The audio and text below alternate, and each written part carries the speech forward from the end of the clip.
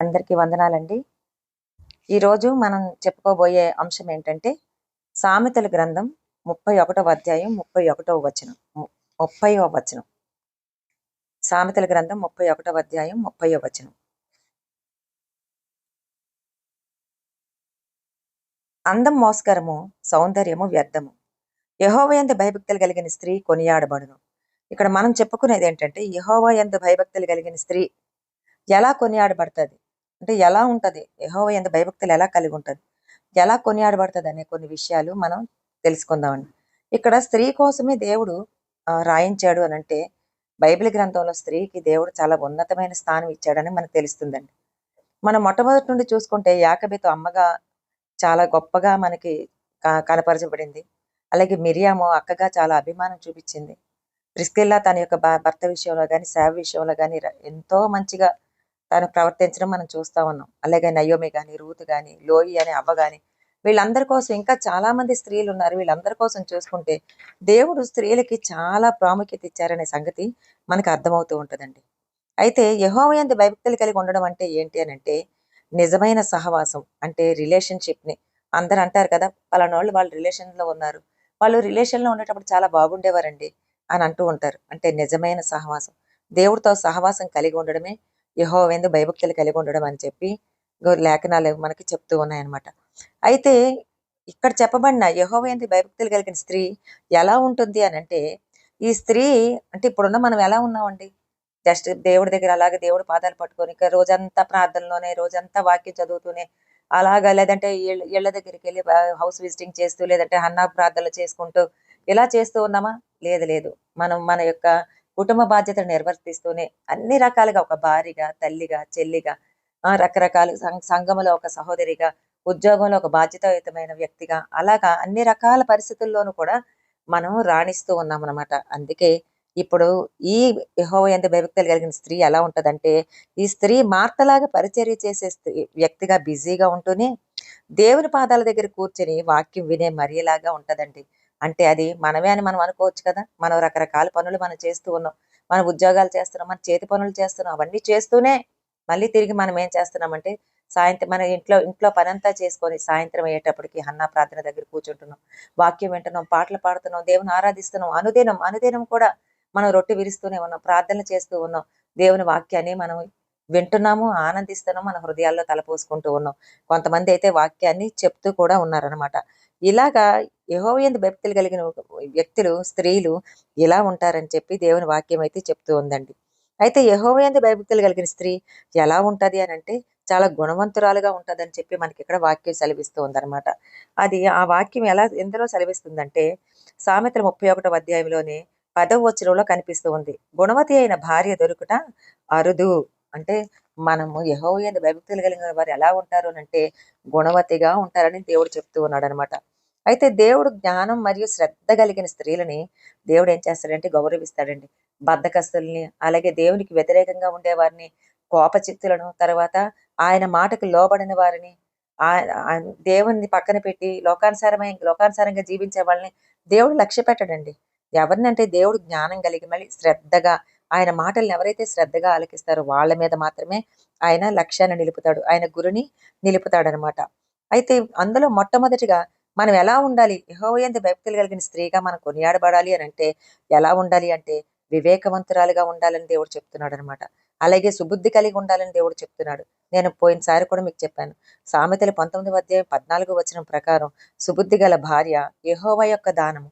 అంటే మనం సుబుద్ధిగా ఉండాలన్నా సరే బుద్ధి వస్తదండి. బుద్ధి ఎవరికైనా వస్తది. తెలుసు కదా మనకి, తప్పిపోయిన కుమారుడు బుద్ధి వచ్చినప్పుడు ఆ పందుల పొట్టు నుంచి పరిగెత్తుకుంటా తండ్రి ఇంటికి వచ్చాడండి. అయితే సుబుద్ధి, మంచి బుద్ధి కావాలి అంటే మాత్రం దేవుడే మనకి ఇవ్వాలండి.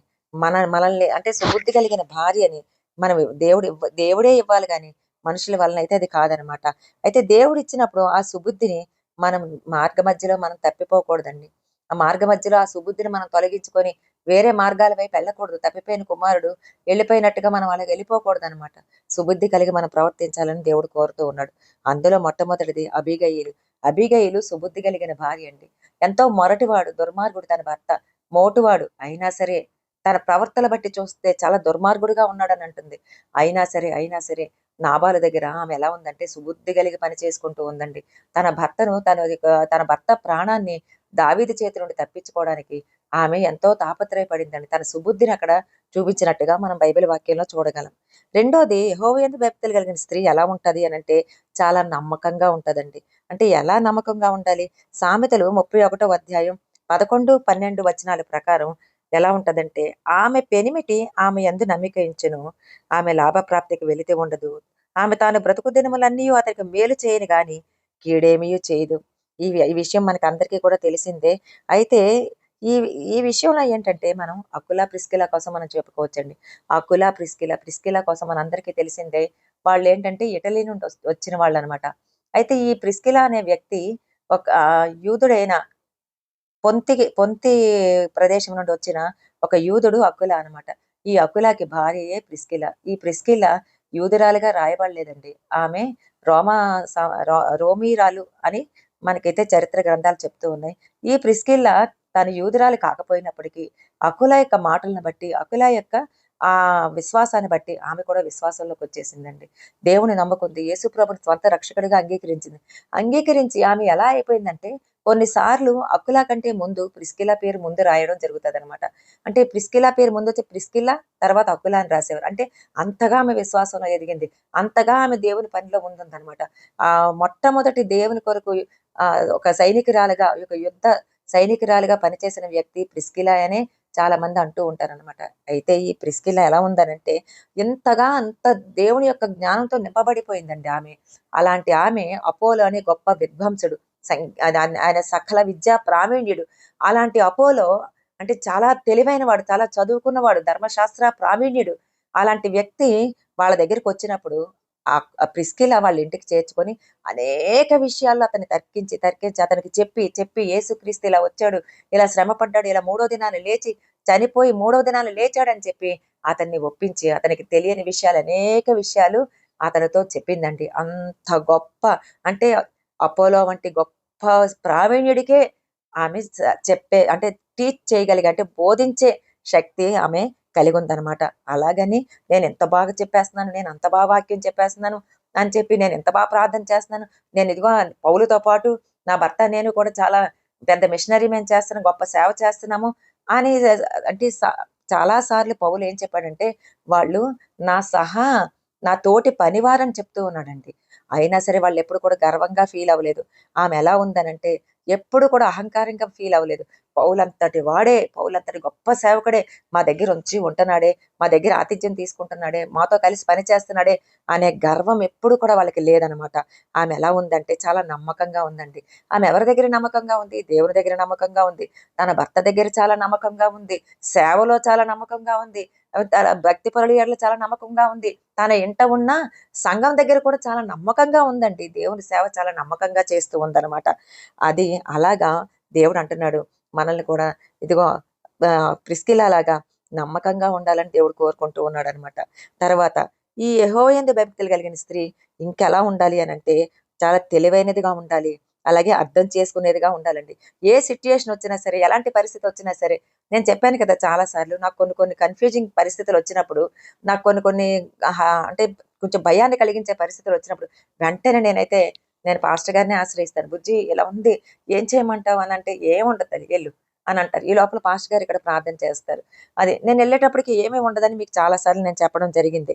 అయితే చాలా తెలివిగా కొన్ని సమయాల్లో ఏంటంటే అందరూ అంటారనమాట. మా ఆఫీస్‌లో కూడా చాలా మంది అంటారు. చాలా తెలివైనోళ్ళు ఆన్ ద స్పాట్ అక్కడ ఎలా మాట్లాడాలో ఆ మాట వచ్చేస్తది. అంటే నాకొకటే తెలుసండి. నా దగ్గర పరిశుద్ధాత్మ దేవుడున్నాడు.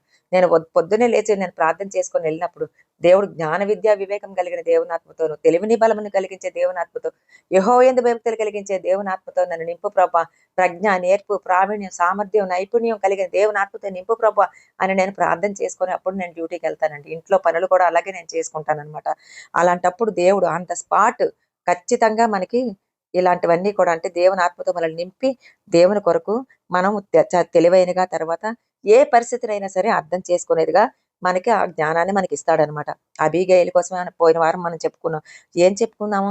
అబీగయీలు దగ్గరికి పనివాడొచ్చాడు. పనివాడొచ్చి, అమ్మా ఇదిగో మన నాబాలు మన యజమానిని చంపేయడానికి దావీదు వస్తున్నాడమ్మా, కత్తి పట్టుకొని వస్తున్నాడు, 400 మందిని తీసుకొని వస్తున్నాడు అని అనగానే ఇమ్మీడియట్ గా వెంటనే పరిస్థితి ఎంత కఠినమైపోయిందో, పరిస్థితి ఎంత కష్టమైందో, ఎంత క్లిష్టమైందో ఆమె అర్థం చేసుకుందండి.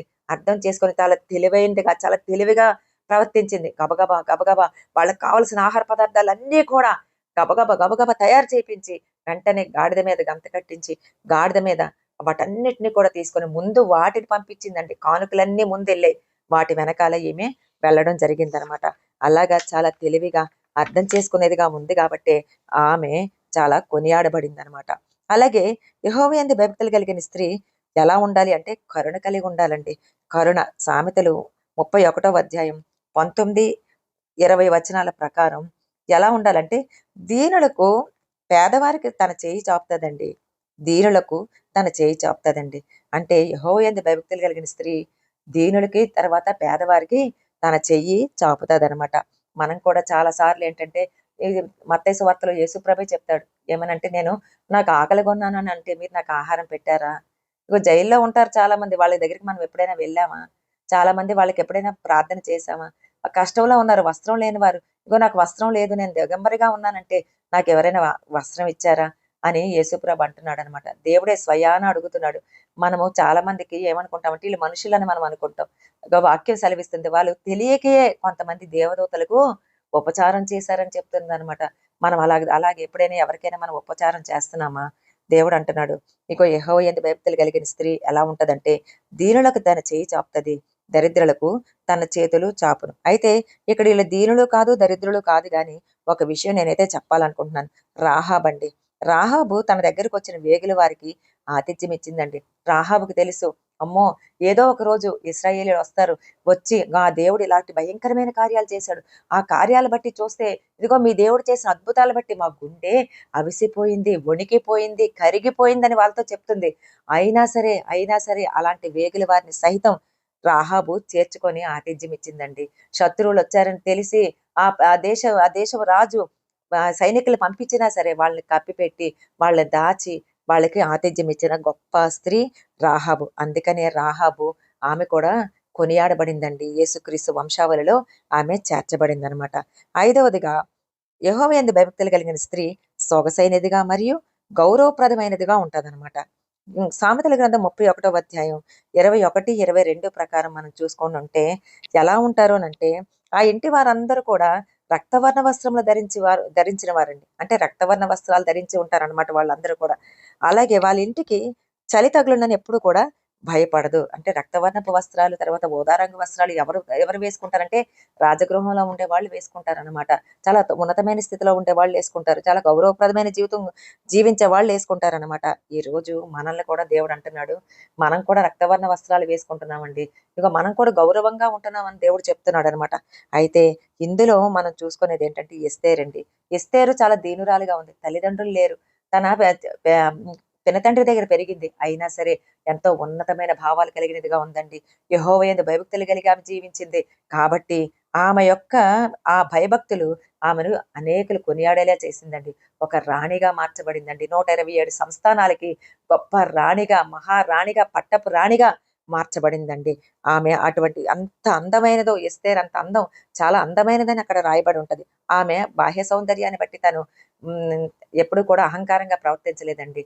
అంతః సౌందర్యం ఉండి అనేక ఇశ్రాయేలీయుల ప్రజలు, అంటే తన ప్రజలందరూ కూడా నశించిపోయే ఇశ్రాయేలు ప్రజలందరినీ కూడా తిరిగి మరలా నశించిపోకుండా తన జాతి అంతటిని కూడా, యోధా జాతి అంతటిని కూడా కాపాడుకుందండి.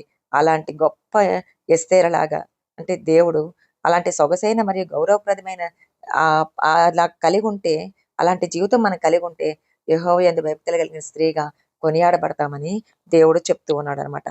తర్వాత ఆరోదిగా యెహోవా యందు భయభక్తులు కలిగిన స్త్రీ ఎలా ఉంటది అని అంటే దయ కలిగి ఉంటుంది అని చెప్తున్నాడు అనమాట. సామెతల గ్రంథం 31వ అధ్యాయం 26 వచనం ప్రకారం, జ్ఞానము కలిగి తన నోరు తెరుచును, కృపగల ఉపదేశము ఆమె బోధించును. చాలా సార్లు మనం నోటి మాటల వల్లనే మనం చిక్కుబడిపోతుంటామండి. ఏదో ఒక మాట గబుక్కున నోటికొచ్చిన మాట మనం మాట్లాడేస్తాం. ఆలోచించి ఎప్పుడు కూడా పొద్దున కూడా పాస్టర్ గారు అన్నారు, ఏమేసుకోవాలి, ప్లాస్టర్ వేసేసుకుంటే చాలా వివేకం అనబడతాం, మనం జ్ఞానవంతులు అనబడతాం అనమాట.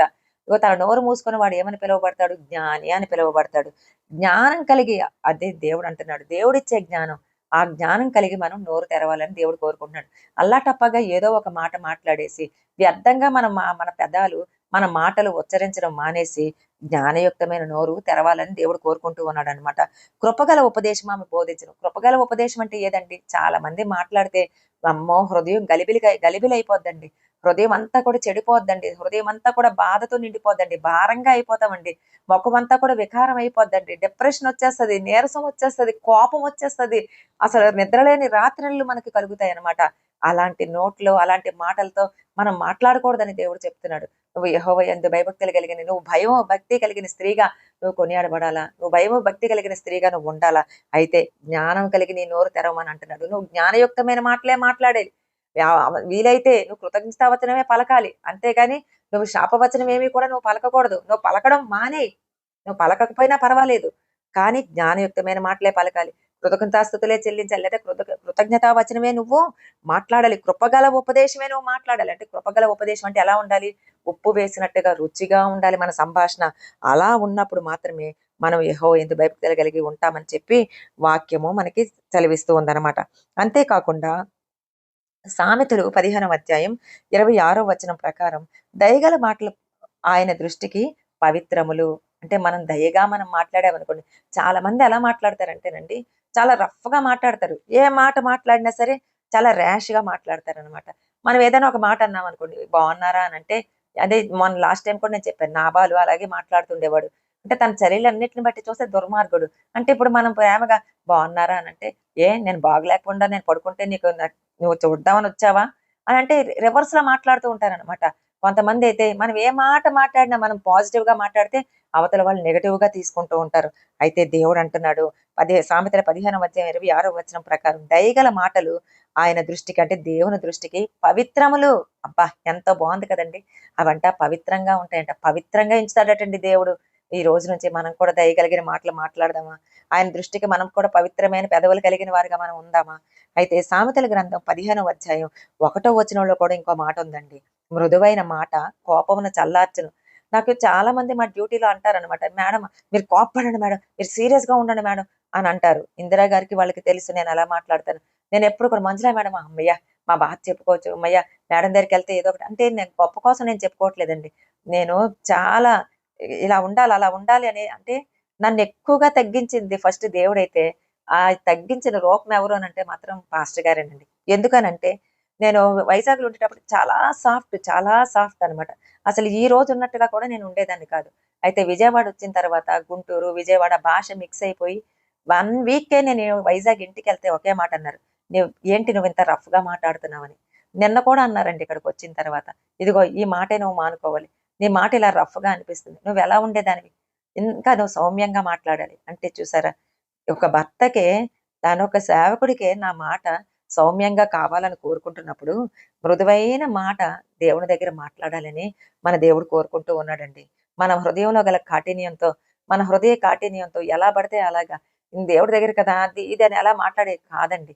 మృదువుగా మాట్లాడాలని దేవుడు మనల్ని కోరుకుంటున్నాడనమాట. అలాగే సామెతలు 12వ అధ్యాయం 18వ వచనం ప్రకారం జ్ఞానుల నాలుక ఆరోగ్యకరము. మనం జ్ఞానయుక్తమైన మాటలు మనం మాట్లాడామనుకోండి, అది మన ఎముకలకే ఆరోగ్యం కాదండి. చుట్టుపక్కల ఉండే వారికి, మనం ఎవరితో అయితే మాట్లాడుతున్నామో వాళ్ళకి కూడా ఆరోగ్యం కలుగుతదండి. ఇప్పుడు మస్తాను బియ్యే ఉంది. మస్తాను బియ్యకి కడుపులో నొప్పొస్తా ఉంది. అందరం ఏం మాట మాట్లాడతాం, "ఎళ్ళు, వెళ్ళు. ఇంకోసారి చెక్ చేపించుకో. లేదంటే ఇంకో డాక్టర్ దగ్గరికెళ్ళు. ఎళ్లి మందులు రాసుకో" అని ఎప్పుడు కూడా మన గ్రూప్‌లో ఒక్కళ్ళు కూడా మాట్లాడలేదు.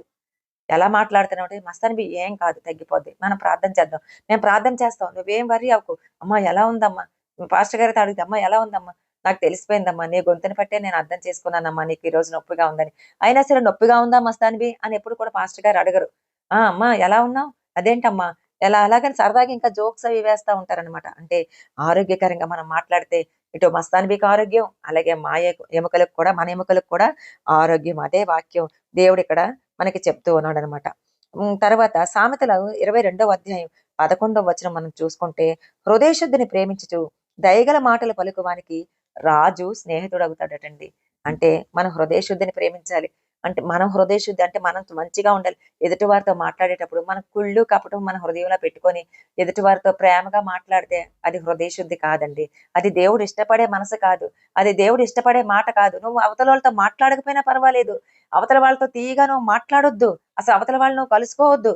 ఎందుకంటే నువ్వు మనసులో ఏదో పెట్టుకొని వాళ్ళతో తీయగా నువ్వు మాట్లాడితే దేవుడు ఇష్టపడ్డండి.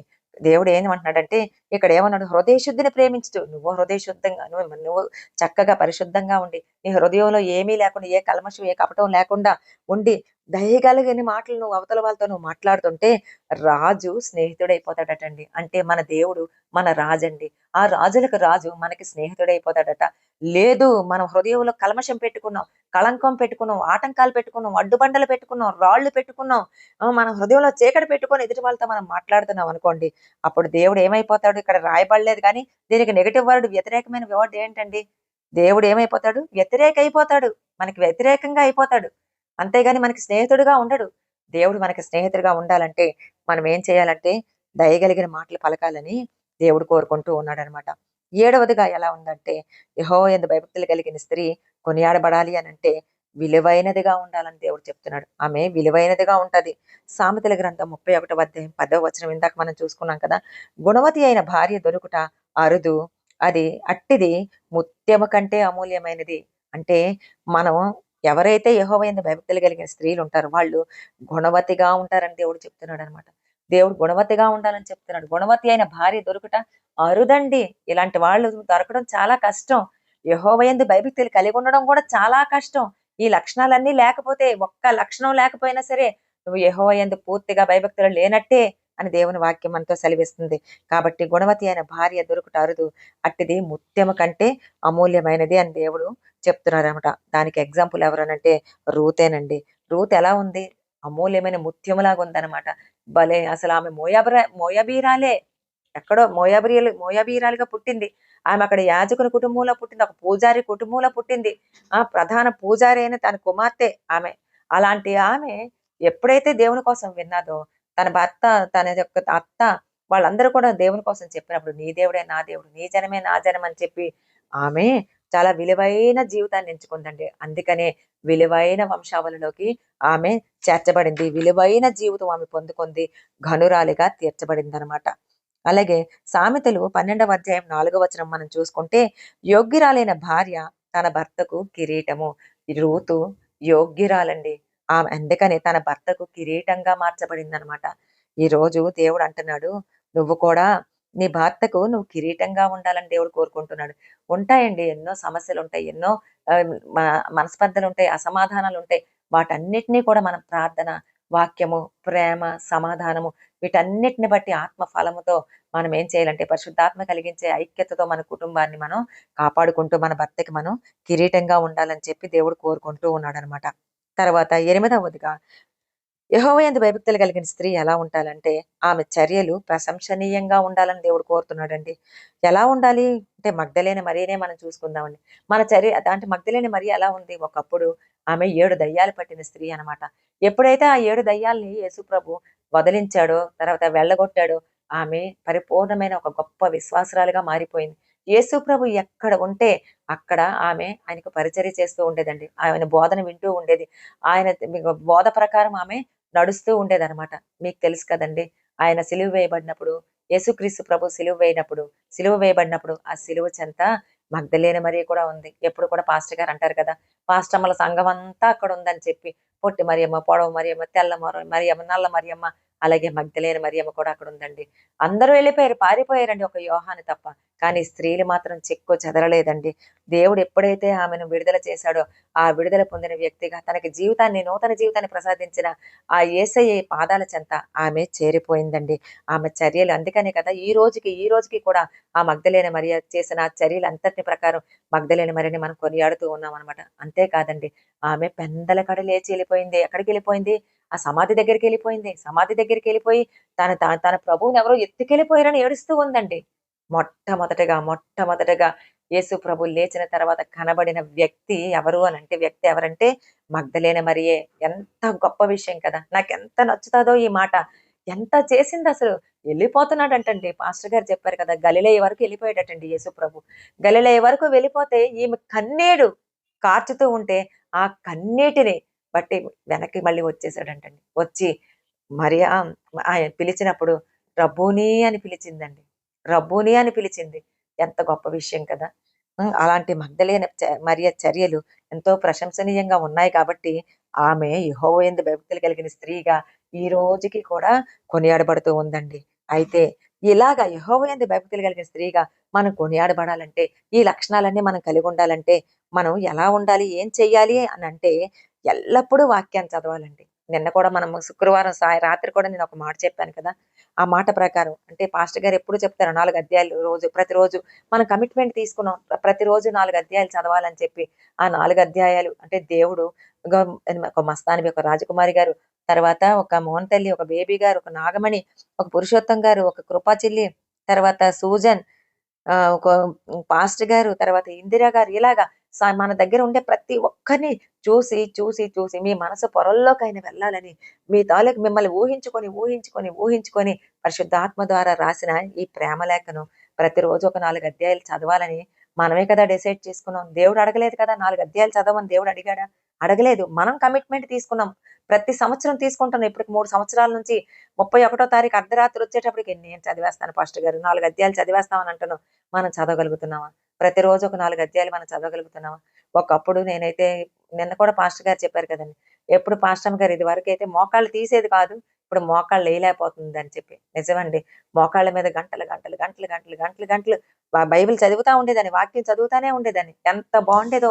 అప్పుడు లైఫ్ కూడా చాలా బావుండేది. ఇప్పుడు కూడా దేవుడు ఎంతో మంచిగా ఇప్పుడు నేను మోకాళ్ళ నొప్పుల వల్ల నేను మోకాళ్ళు లేయలేకపోతున్నాను గానీ, మామూలుగా అయితే నేను వాక్యాన్ని చదువుతూనే ఉన్నాను.